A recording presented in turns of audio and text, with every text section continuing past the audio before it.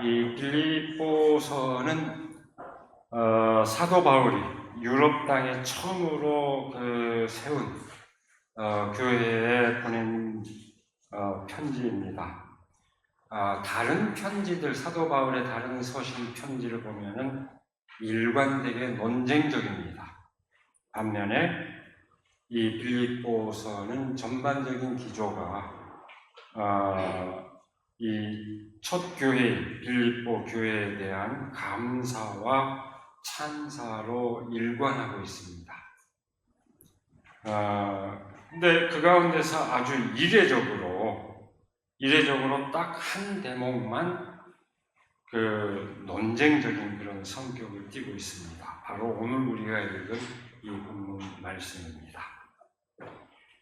우리가 편의상 3장 1절부터 읽었습니다만 대개 성경은 3장 1절 상반절을 끊어버립니다. 끊어서 2장에 이어지는 결론으로 삼고 있습니다. 주 안에서 기뻐하라 이렇게 끝나는 이 1절 상반부는 앞에 2장의 결론격에 해당하는 그런 말씀이고, 거기까지의 내용이 기쁨의 서신이었다면 이 1절 하반절 이하의 그 말씀은 그야말로 투쟁의 서신이라고 할 만큼 성격이 확연히 달라집니다. 물론 또 마지막 결론은 빌립보서 마지막 결론은 감사의 서신, 기쁨의 서신으로 기결이 됩니다만 3장 1절 하반부 이후 오늘 우리가 읽은 이 말씀 대목은 아주 논쟁적인 그런 대목입니다. 이 대목에서 먼저 바울은 지금 자신이 하려고 하는 이야기가 이게 계속 되풀이 되는 이야기라는 것을 확인하고 있습니다. 이 되풀이 되기 때문에 그 이야기가 혹시 빌립보 교회 교우 여러분에게 불편함을 줄지도 모릅니다. 이런 염려가 깔려 있지만, 그러나 제가 이 이야기를 되풀이하는 건 저한테는 별 그다지 거리낌이 없습니다 하는 밑바탕에서 얘기를 하고 있습니다. 그게 번거로운 일이 아니고, 더불어서 이 되풀이되는 이야기가 빌립보 교우 여러분들의 건강하고 안전한 신앙생활, 그 생활을 위해서도 바람직하다고 하는 것을, 좋은 일이라고 하는 것을 얘기하고 있습니다. 되풀이된다는 이 얘기 때문에 혹시 사도 바울이 이 서신 말고 빌립보 교회에 보낸 서신이 또 있지 않았나, 빌립보 전서가 있고 이건 후서가 아닌가 하는 이런 추정도 하지만은 되풀이된다는 것이 꼭 글자로 기록한 것은 아니고 아마도 직접 구두로 여러 차례 얘기했던 것을 환기하는 것일 수도 있습니다.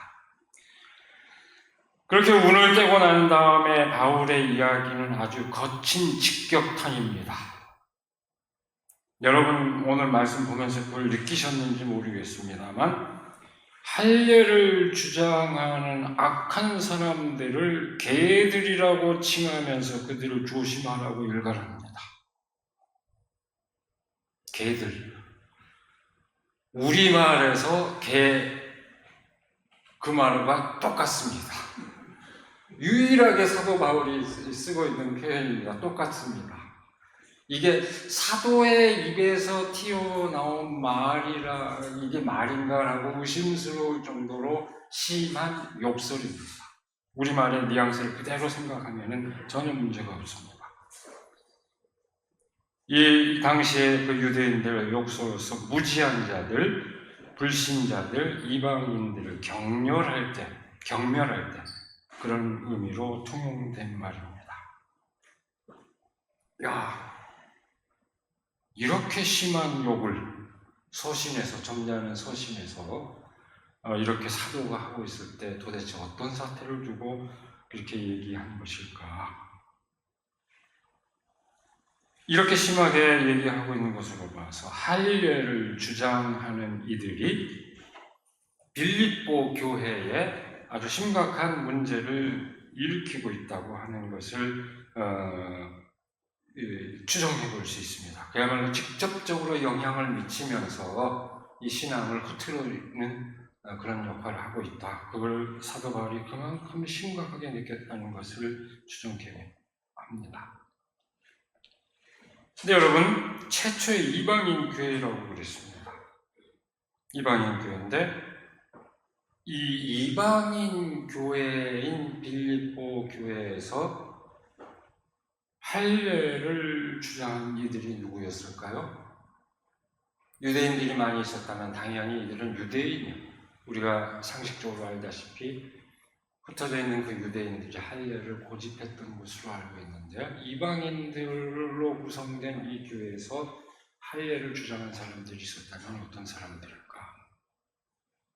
이방인들 가운데서도 할례를 받은 사람들이 있었습니다. 우리는 당시 유대인들과 이방인들 사이에서 할례가 일종의 꼭 부정적인 의미로서만이 아니라 수단으로서만이 아니라 평화적 공존을 상징하는 역할을 했던 경우도 있었다는 것을 환기할 필요가 있습니다. 이방인이 유대인과 결혼할 때 할례를 하는 것이 공동의 삶을 가능하게 하는 하나의 조건이었습니다. 그래서 이방인들 가운데는 더러 할례를 한 사람들이 있었고 유대인 공동체에 합류한 사람들이 있었습니다. 그래서 그런 경우에는 정반대로 유대인들이 굳이 할례는 할 거 없습니다 라고 만류한 경우도 있었을 정도로 어쨌든 그것이 꼭 부정적인 의미만은 아니고 그 공동체에 합류하기 위한 하나의 공존을 하기 위한 그런 조건이 되기도 했다는 얘기입니다. 그러니까 결국 그 할례는 유대의 정통주의자들의 주장처럼 선민의 표징으로서만이 아니라 그저 공존을 위한 하나의 방편으로 받아들여지기도 했고 바로 그 까닭에 이방인들 가운데서도 할례를 한 사람들이 있었습니다. 이들의 일부가 빌립보 교회에 합류하고 있었던 것으로 보입니다. 바울의 공격은 이들을 향하고 있는 것으로 보입니다.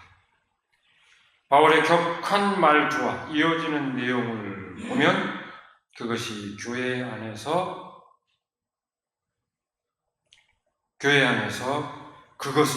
그들이 그것을 자랑거리로 삼은 것 같습니다. 난 적어도 할례를 받았다. 그리고 이것이 옳다 하는 이런 주장을 한 것 같습니다. 그에 대한 바울의 대응은 할례를 정신화하는 것이었습니다. 육체를 신뢰하지 않고 하나님의 영으로 봉사하며 예수 그리스도 안에서 자랑하는 자신들이야말로 진정으로 할례를 받은 사람이라고 주장합니다. 여기서 육체를 신뢰하지 않는다는 것은 일반적인 의미에서 세속적인 삶 자체를 부정하는 것은 아닙니다. 그것은 몸의 할례를 구원의 표징으로 삼는 태도, 다시 말해서 율법에 매인 그 삶의 태도에 한정된 것입니다. 바울은 그 육체의 할례가 중요한 게 아니라 하나님의 영으로 봉사하며 그리스도 안에서 사는 삶이 중요하다고 강조합니다. 바울은 육체의 의미에서 자랑거리가 없었기 때문에 없어서 그렇게 말하고 있는 것이 아닙니다. 다시 말해서 바울은 율법의 준수라는 차원에서 율법의 전통을 받들고 있는 그 조상들의 어떤 전통이라는 점에서 그 맥락에서 누구보다도 자랑거리가 많은 사람이었습니다. 바울은 율법이 명한 대로 창세기에 보면 나오는 얘기죠. 그 태어난 지 8일 만에 8일 만에 할례를 했습니다. 아주 엄격하게 지켰다는 것을 뜻합니다. 그리고 이스라엘 사람 가운데 베냐민 지파 사람입니다. 히브리인 가운데 히브리인이며 율법 준수에서는 가장 철저한 바리새파 사람이었습니다. 자신이 바리새파 사람이라고 정체를 밝힌 것도 이 대목이 유일합니다만 그런 가장 엄격한 바리새파 사람의 일원이었습니다. 여기서 이스라엘이라든지 히브리라든지 이 표현, 종종 이방인들이 유대인, 그랬을 때는 오늘날도 그렇습니다만은 유대인에서 때는 단순히 그 대상을 지칭하는 개념이 아니고 경멸하는 의미가 함축되어 있습니다. 저 유대인 놈들라는 그런 의미가 함축되어 있습니다만은 이스라엘이라든지 히브리라든지 하는 표현은 자긍심의 그런 부정적인 뉘앙스보다는 그 자긍심을 표현하는 그 언어라든지 전통이라든지 이런 것에 대해서 자긍심을 나타낼 때 사용되는 그런 개념입니다. 그래서 나는 유대인 중에 이스라엘 사람 가운데 그 베냐민 지파 사람이고 히브리인 가운데 히브리인이다 이렇게 표현하고 있는 것입니다.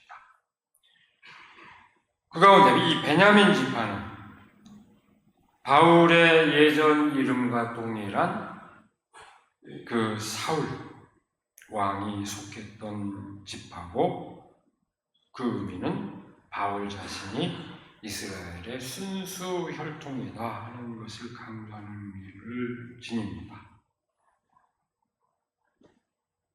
바울이 이와 같이 말하고 있는 것은 그깟 할례 하나 가지고 우리 시대 그 유명한 도울 선생은 할례를 두고 얘기하기를 그 제가 차마 표현 못하는데 그 남자 거시기 껍데기 하나 잡은 것 같고 뭔 난리냐고 이렇게 표현합니다. 정확하게 얘기하면 자르는 것 이런 의미가 그거 하나 갖고 그 그까짓 것 갖고 구원을 받았느니 안 받았느니 이따위 소리를 하면서 허튼 소리를 한다고 그렇게 얘기를 하는데 그깟 할례 하나 갖고 자랑거리로 삼는 이들에게 나로 말할 것 같으면 그보다 훨씬 자랑거리가 많다.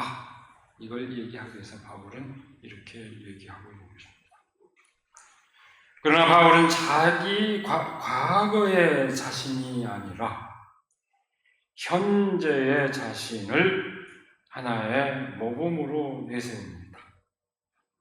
바울은 먼저 그리스도 때문에 그간 자신에게 이루었던 것을 해로운 것으로 여기게 되었다고 밝힙니다. 다메섹 사건, 다마스커스에서의 그 회심한 그 사건을 해상하는 이 이야기는 자신의 전폭적인 결단을 강조합니다. 그리스도 때문에 그 결단이 가능했다는 인식을 바탕에 깔고 있지만 바울은 여기서 자신의 결단을 강조합니다.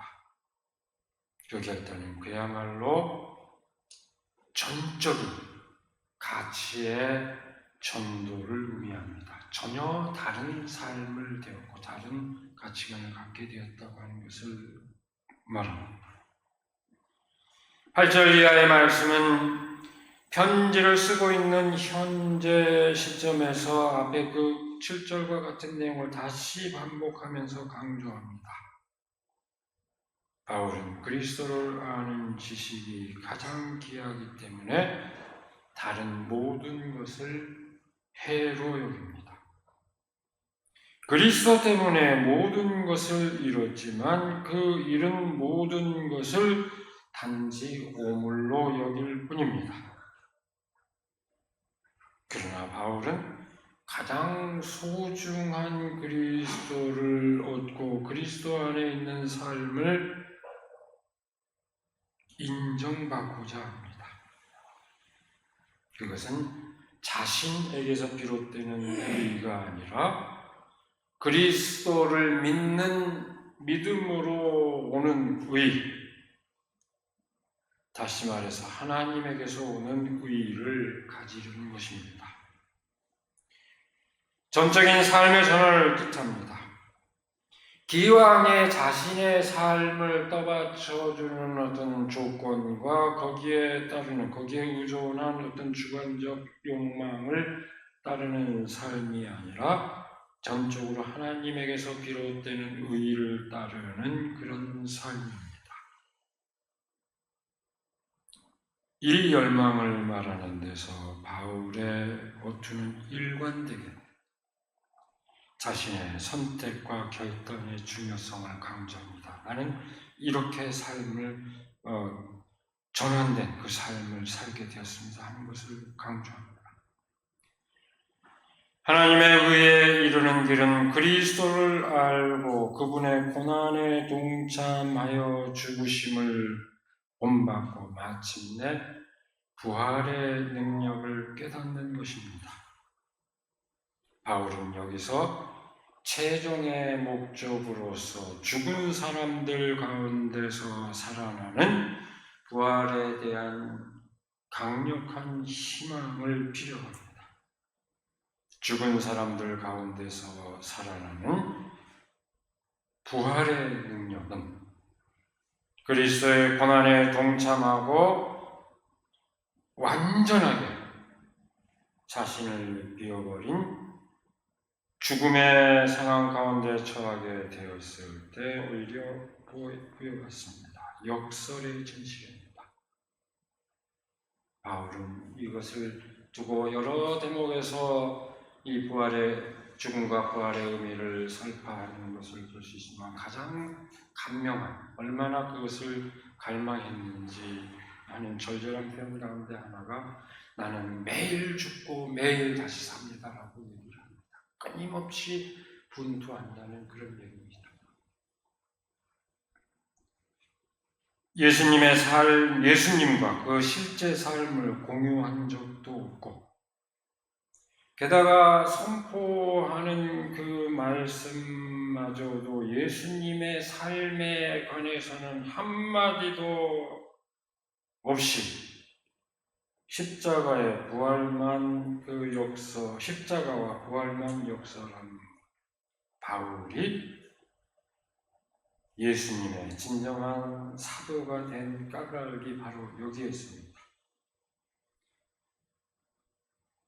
바울은 빌립보서보다 이 서신보다 다소 늦게 쓴 고린도전서에서 같은 뜻의 말씀을 이렇게 말했습니다. 우리가 잘 아는 고린도전서 1장 27절에서 28절 말씀입니다.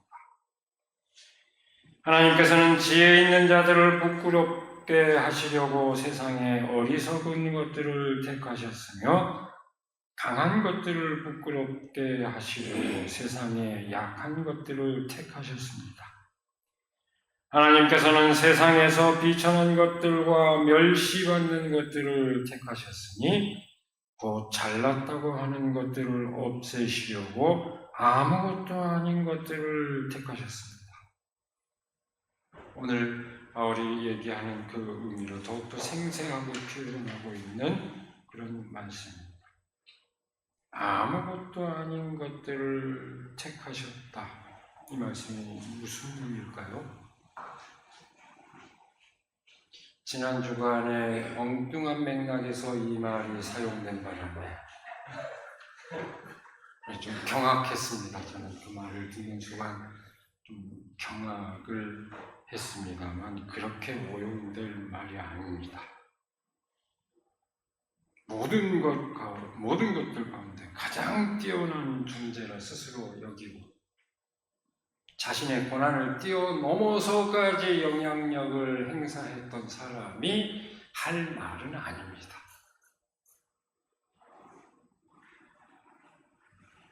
고린도전서의 이 말씀은 기존의 질서에서는 어떤 이름도 지니지 못한 사람들, 존재하지만 존재하지 않은 것처럼 여겨진 사람들, 이름을 가졌더라도 그저 배제와 혐오의 대상으로만 여겨졌던 사람들, 그들이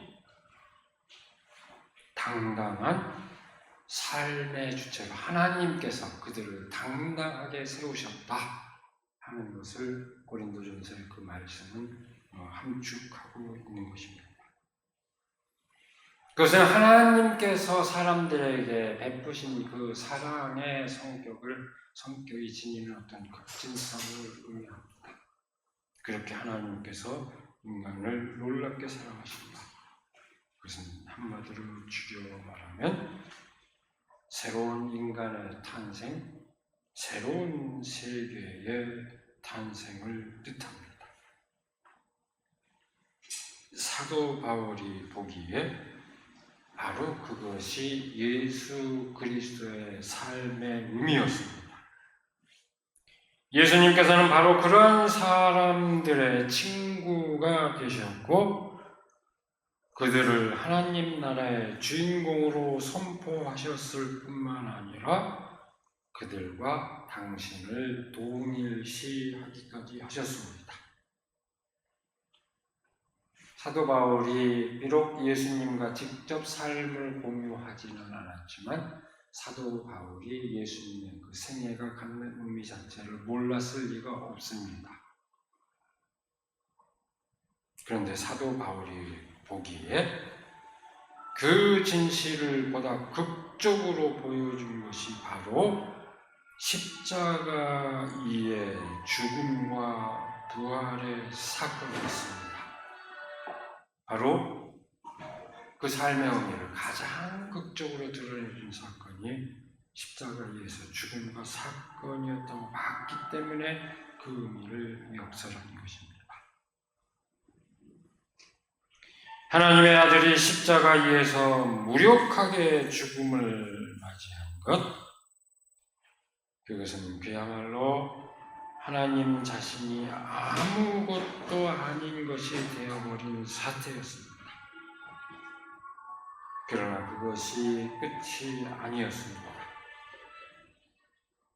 세상의 권력은 그렇게 엄연한 존재를 비존재로 만들어버리면 끝이라고 생각하지만 그것은 권력과 그 권력에 의해서 뒤tem되는 현존하는 질서의 어리석음과 무모함을 드러낼 뿐입니다. 완전하게 부정당한 그 존재가 만천하에 드러나 빛나는 존재가 되는 사건이 일어납니다. 그것이 부활 사건입니다. 이어지는 말씀에서 사도 바울은 지금 자신이 그 궁극적 목적에 이르는 여정 가운데 있다는 사실을 강조하고 있습니다. 나는 이것을 이미 얻은 것도 아니며 이미 목표점에 다다른 것도 아닙니다. 그리스도 예수께서 나를 사로잡으셨으므로 나는 그것을 붙들려고 쫓아가고 있습니다. 우리가 잘 알고 있는 빌립보서의 그 말씀, 오늘 우리가 본문에서 미처 읽지 않았습니다만 잘 알고 있는 이 말씀은 바로 이런 맥락에, 이 고백에 이어지는 말씀입니다. 이 이야기는 바울 자신의 고백일 뿐만 아니라 바울이 겨냥하고 있는 그 사람들의 태도를 동시에 반증해 줍니다. 바울이 오죽했으면 개들이라고 욕설을 퍼부어댈 만큼 바울과는 다른 입장을 지닌 사람들의 태도가 어떤 것이었는지 여기서 분명하게 드러납니다. 그들은 기본적으로 할례를 주장하는 사람들로서 율법의 메인 태도를 취하고 있는데 이들은 바울이 보기에 악한 일꾼들이었습니다. 여기서 드러나는 이들의 입장은 스스로 완전한 목표에 이르렀다고 강조하는 것입니다. 이들이 율법의 메인 태도를 갖고 있었다는 그 앞의 진술을 전제하면 율법에 의한 성취를 강조하는 태도를 지니고 있었다는 것을 알 수 있습니다. 율법에 대한 충실성과 동시에 그에 대한 자신감을 갖고 있었다는 것을 뜻합니다. 우리는 진리를 소유하고 있다는 의식에 이미 목표에 이르렀다는 의식이 사로잡혀 있는 사람들이라는 것을 알 수 있습니다. 자신이 기독교인이라는 이름, 그리스도인이라는 이름을 갖게 된 것, 크리스찬이라는 이름을 갖게 된 것. 요새 그렇게 말 시작할 때마다 그렇게 외치는 사람 있죠. 아예 크리스찬 하는 사람 있죠.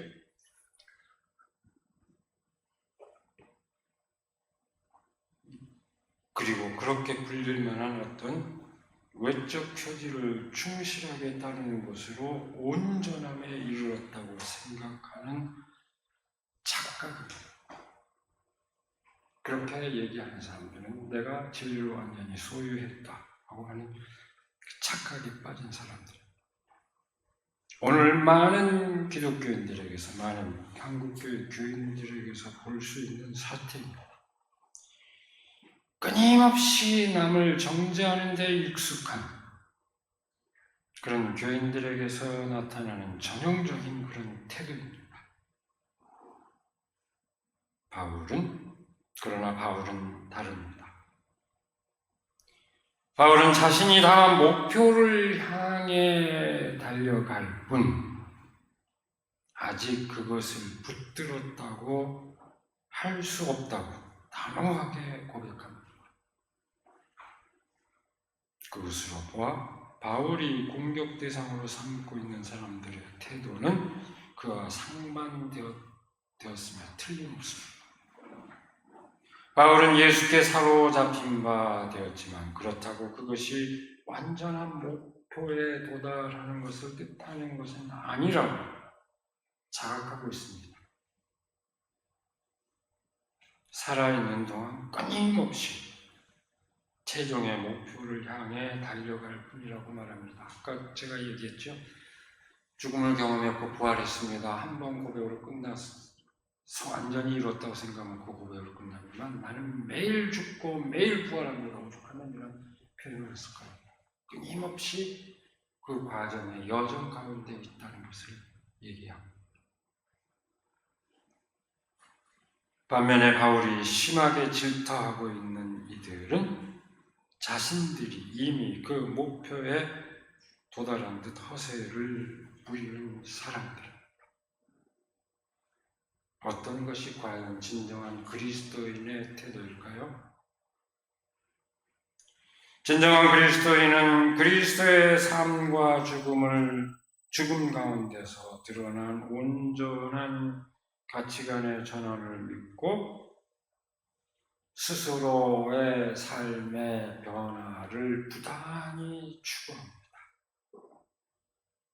다시 말해서 그리스도인은 세상의 자랑거리가 아무것도 아닌 것이 되고 거꾸로 아무것도 아닌 것이 진정으로 그 존재를 인정받는 세계를 향한 부단한 그 여정에, 끊이지 않는 여정에 함께하는 이들입니다. 오히려 내가 목표에 이르지 못했다고 고백하는 것이 오히려 그 목표에 가까워지는 길이라는 것을 우리가 명심해야 될 것입니다. 그 여정을 신실하게 따르는 우리 모두가 되기를 시간 간절히 기원합니다. 우리에게 복된 날을 허락하여 주시고 말씀의 의미를 다시금 새길 수 있도록 인도하여 주시는 은혜를 감사드립니다. 예수 그리스도의 삶과 죽음의 그 의미를 새기고 또한 그 죽음 가운데서 부활하신 그 의미를 새기며 우리가 우리의 삶 속에서 진정으로 추구해야 할 것이 무엇인지 다시 환기하고 깨닫게 하여 주시는 그 은혜를 감사드립니다. 우리의 삶을 세상의 많은 사람들이 따르는 그 삶의 방식을 따르지 아니하고 진실로 하나님께서 사랑하는 사람들과 더불어 가장 보잘것없는 이들이 세상의 당당한 주체로 인정받는 그 세계를 향하여 나아갈 수 있도록 함께하여 주시는 그 은혜를 감사드리며 우리가 그 삶에 하나님께서 이끄시는 그 삶에 동참하는 가운데 진정한 삶을 누릴 수 있도록 하나님 함께하여 주시옵소서. 우리 주 예수 그리스도 이름으로 기도드리옵나이다. 아멘.